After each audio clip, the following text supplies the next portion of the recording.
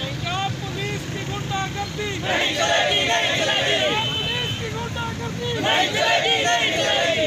Police की गुंडागर्दी नहीं चलेगी, नहीं चलेगी। मुंशी से नंबर मैं 6 बजे से लेकर रात 2:30 बजे तक सराकी चौक खड़ा रहा हूँ। वहाँ पे कोई बंदा कह देता नहीं खड़ा हूँ। चले हो सकता है अननोन नंबर था, आपने अटैक नहीं किया होगा। वहाँ पे शोर शराबा ही इतना था, हो सकता है ना अटैक। असल में क्या देखें, यहाँ हमारा बिल सबूत प्रोटेक्ट फिर आपको अगले दिन आना चाहिए था, आपको कुछ मसला था तो आप आए। मैं तो मेरा देखें, ये हमारी हवालात भी और कैमरा भी लगा हुआ, उन्होंने इस चीज़ को डिनाई किया।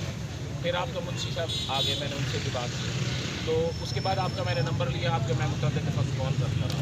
अच्छा, DSP साहब से भी हमने राब्ता, सरकार ने कहा था कि हम थाना कल्चर को बदलेंगे, लेकिन थाना कल्चर बदलने के बजाय बदतरीन हो गया है। और इसके अलावा 14 अगस्त को यहाँ भावलपुर शहर में रैलियाँ निकाली गई, जमात इस्लामी यूथ की रैली यहाँ पर निकली।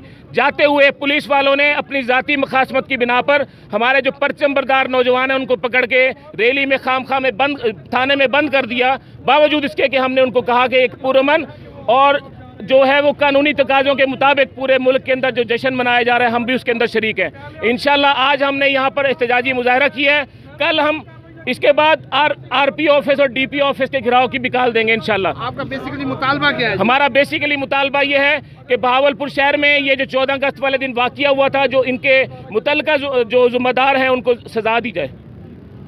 बिस्मिल्लाहिर्रहमानिर्रहीम। हम ये कहना चाहते हैं कि पंजाब पुलिस जो इस वक्त मुकम्मल तौर पर सियासी डेरों की पुष्टिबान बन चुकी है, सियासी गुलामी का मंजर पेश कर रही है।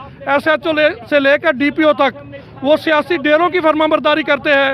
हम ये कहते हैं कि अहलियान बहावलपुर का हक है कि अगर एक आम आदमी को भी मसाइल होते हैं तो उनके मेरिट के ऊपर हल किए जाएं। अगर एक गरीब आदमी भी थाने में पहुंचता है तो उसकी बात सुनी जाए। ये किस बुनियाद पर कहते हैं 4-4 घंटे के हम अवेलेबल नहीं है? ये किसकी ड्यूटी करने के लिए पहुंचे हुए होते हैं?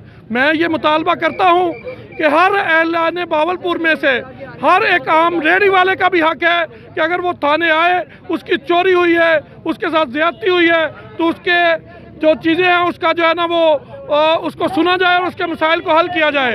अगर ये नहीं करते तो हम इंशाल्लाह बड़े पैमाने पर एहतजाज करेंगे इंशाल्लाह।